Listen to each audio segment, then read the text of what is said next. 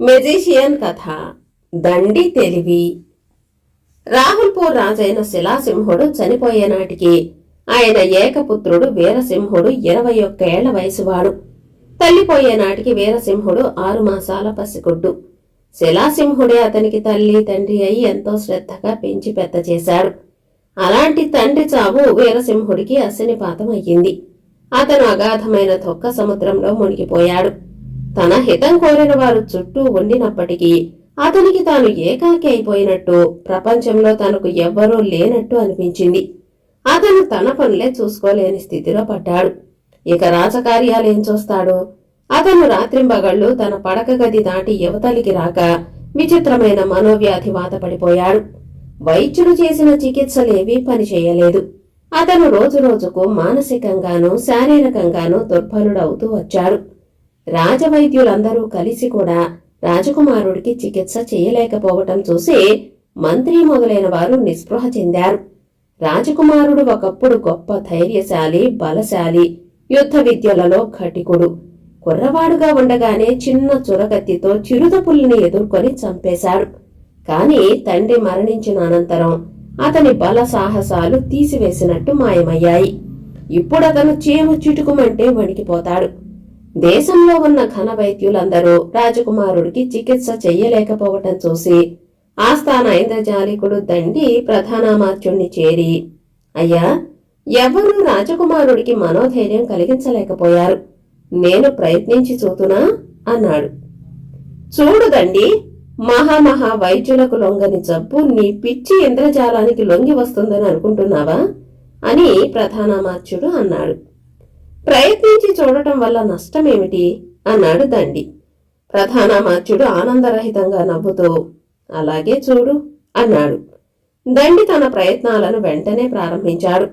ఆయన రాజకుమారుడి గదికి వెళ్లి, జయం జయం, ఇవాళ మీ ఆరోగ్యం ఎలా ఉన్నది అన్నాడు. వీరసింహుడు కళాహీనంగా మందహాసం చేసి, నా ఆరోగ్యం గురించి ఏమడుగుతారు? నేను చచ్చిపోతున్నాను. మా నాన్నగారిని చేరుకుంటాను. నా శక్తి అంతా ఆయనతోనే పోయింది. నా శక్తి సామర్థ్యాలన్నీ ఆయనే. ఆయన లేరు గనుక నేను ఎందుకు పనికి రాకుండా పోయాను. నాకీ ప్రపంచంలో ఎవ్వరూ లేరు అన్నాడు. రాజకుమారుడి జబ్బుకు మూల కారణం దండి గ్రహించారు. రాజకుమారుడు తండ్రి చాటు పిల్లవాడుగా ఉండి తండ్రిపై అమితంగా ఆధారపడ్డాడు. తండ్రి చావుతో అతనికి జీవితం శూన్యమనిపించి మనసును పిరికి పట్టుకున్నది. ఈ పిరికిని వదలగొడితే అతను మామూలు మనిషి అవుతాడు. అతని ఆలోచనలను పెడమార్గాల పట్టించటానికి దండి చిత్ర విచిత్రమైన కథలు చెప్పి రాజకుమారుణ్ణి నవ్వించటానికి ప్రయత్నించాడు. దండి ప్రతిరోజు చేసే ఈ ప్రయత్నంతో రాజకుమారుడి విచారభారం కొంత తగ్గింది.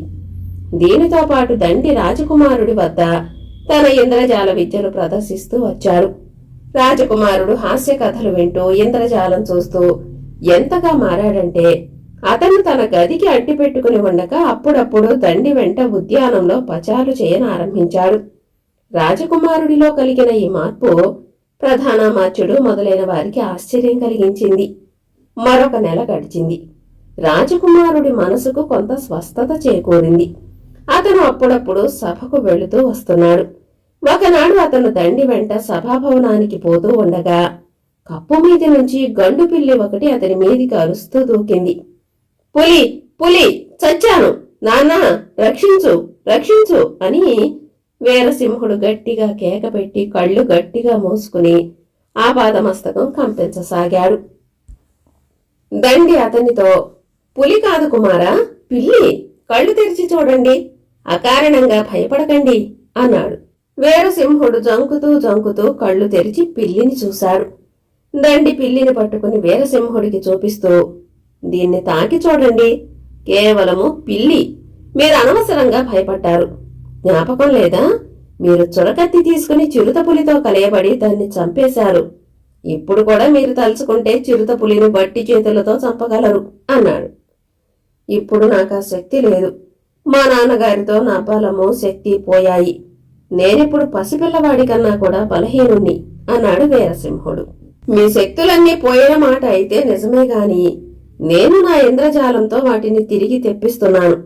ఇంద్రజాలం సహాయంతో మీకవి పూర్తిగా తిరిగి వస్తాయి. నా ఇంద్రజాల విద్యలు మీకు చూపిస్తూనే ఉన్నాను గదా అన్నాడు దండి.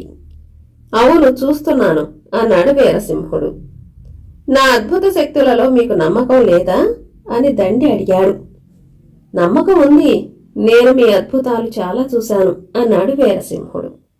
ఇకనే నా ఇంద్రజాల శక్తితో మీరు వెనకటిలాగే చిరుతపులిని చంపబోతున్నారు అన్నాడు దండి. వీరసింహుడు దండికేసి ఏ భావమూ లేకుండా చూసి ముందుకు సాగాడు. కప్పు మీది నుంచి వీరసింహుడి పైన పిల్లిని పడవేయించింది దండి మాత్రమే. వీరసింహుడికి తన పిరికితనం మీద అసహ్యం పుట్టి తిరిగి ధైర్యం రావటం కోసం ఆయన అలా చేశాడు. ఇప్పుడు ఆయన వీరసింహుడి చేత చిరుతపులిని చంపించటానికి అవసరమైన ఏర్పాట్లు ప్రారంభించాడు. ఆ పని చేస్తేనే గాని అతనికి తన పరాక్రమంలో పూర్తి విశ్వాసం కలగదు. ఆయన 2 కర్ర పలకలను పలచగాను తేలికగాను ఉండే వాటిని తీసుకుని వాటిని చిరుతపులి ఆకారంలో కోయించాడు. ఆ 2 పలకలు చేర్చినట్టయితే ఆ చిరుతపులి వెనక కాళ్ల మీద లేచి నిలబడినట్లుగా ఉంటుంది. తర్వాత ఆయన ఒక సన్నని లోహపు గొట్టం తీసుకుని దాని మధ్యన చివరలా వంచి 2 పలకల మధ్య కనపడకుండా అమర్చి 2 పలకలను చేర్చి మేకులతో బిగించి ఆ కొయ్య చిరుతపులికి తగినట్టు రంగు వేయించాడు. తర్వాత ఆయన చిరుతపులి బొమ్మలో కనపడకుండా ఉన్న గొట్టం గుండా తాడు దూర్చాడు. చిరుతపులి బొమ్మ తాడు మధ్యలో ఉన్నప్పుడు తాడు కొసలలో ఒకటి కాలితో తొక్కిపట్టి రెండోది చేతిలో పట్టుకోవచ్చు. దండి ఈ బొమ్మను తీసుకుని వీరసింహుడి వద్దకు వెళ్లి, మహారాజా, ఇదిగో చిరుతపులి యంత్రం. ఈ నిర్జీవమైన బొమ్మ మీద సైతం నా ఇంద్రజాలం ఎలా పనిచేస్తుందో దయచేసి తిలకించండి. ప్రాణం ఉన్న వాటి మీద నా ఇంద్రజాల ప్రభావం మీకు తెలియనే తెలుసు అన్నాడు. ఆయన తాడు కింది చివరను కాలితో పట్టుకుని పై చివరను ఎడమ చేత్తో పట్టుకుని నిటారుగా నిలబడ్డాడు. తాడుకు ఎగువగా ఉన్న చిరుతపులి బొమ్మ తాడు వెంబడి దిగి వచ్చింది. అది తన పాదాన్ని చేరగానే దండి దాన్ని తాడు వెంబడి పైకి ఎత్తి ఏవో మంత్రాలు చదివాడు. బొమ్మ తాడు వెంబడి మళ్లీ దిగసాగింది. చూడండి మహారాజా, ఈ బొమ్మను మంత్రబద్ధం చేశాను. ఇప్పుడిది నేను చెప్పినట్టు వింటుంది. ఆగు అన్నాడు దండి. తాడు వెంబడి దిగి వస్తున్న చిరుతపులి బొమ్మ మధ్యలో ఆగిపోయింది. దండి కదులు అనగానే అది మళ్లీ దిగసాగింది. మళ్లీ ఆగమనగానే ఆగింది. ఈ వింత చూసిన వీరసింహుడు అమితంగా ప్రభావితుడయ్యాడు. అతను అత్యంత ఆశ్చర్యంతో, మీ శక్తి అమోఘం అన్నాడు దండితో. దండి శాంతంగా, మహారాజా, ఈ శక్తి పూర్తిగా నాది కాదు. ఈ యంత్రం మహిమకు ఈ తాయెత్తు చాలా వరకు తోడ్పడింది అంటూ తన ఎడమ చేతికి కట్టి ఉన్న తాయెత్తును తీసి వీరసింహుడి ఎడమ చేతికి కట్టి, ఇక నుంచి ఈ యంత్రం మీరు చెప్పినట్టు కూడా వింటుంది అని చిరుతపులి బొమ్మను ముందులాగే ఎత్తి పట్టుకున్నాడు. అది తాడు వెంబడి దిగి వస్తుంటే వీరసింహుడు ఆగు అన్నాడు. వెంటనే బొమ్మ తాడు మధ్యలో ఆగిపోయింది. జరిగింది ఏమిటంటే, తాడును దండి వదులుగా పట్టుకున్నప్పుడు బొమ్మ దాని వెంట దిగి వచ్చింది. కాని దండి తాడును బిగలాగినప్పుడు బొమ్మ లోపలి గొట్టంలో ఉన్న వంపు కారణంగా బొమ్మ ఆగిపోయింది. ఈ సంగతి వీరసింహుడు ఎరగక ఆశ్చర్యపడ్డాడు. తాయెత్తులో అతనికి కుదిరిన విశ్వాసం మూలాన అతని మనస్సుకు బలం చేకూరింది. మనోబలం ఎప్పుడైతే వచ్చిందో దాని వెంట అతనికి శరీర బలం కూడా తిరిగి వచ్చింది. ఒకరోజు ముందుగానే నిర్ణయించి ఆ రోజున రాజభవన ప్రాంగణంలో ఒక చిరుతపులిని వదిలారు. దానికి దండి ముందుగా కొంత మత్తుమందు పెట్టించాడు. వీరసింహుడు దండిని వెంటబెట్టుకుని వచ్చి ఆ చిరుతపులిని ఎదుర్కొన్నాడు. చిరుతపులి అతన్ని చూసి దూరంగా పోయింది. వీరసింహుడు దాన్ని కవ్వించాడు. ఆ కవ్వింపుతో అది ఎగిరింది. ఆ సమయంలో వీరసింహుడు దాన్ని తన కత్తితో పొడిచి చంపేశాడు. వీరసింహ మహారాజుకు జై, మహారాజు వర్ధిల్లాలి అని ప్రేక్షకులు నినాదాలు చేశారు. వీరసింహుడి ముఖం ఆత్మవిశ్వాసంతో విప్పారింది.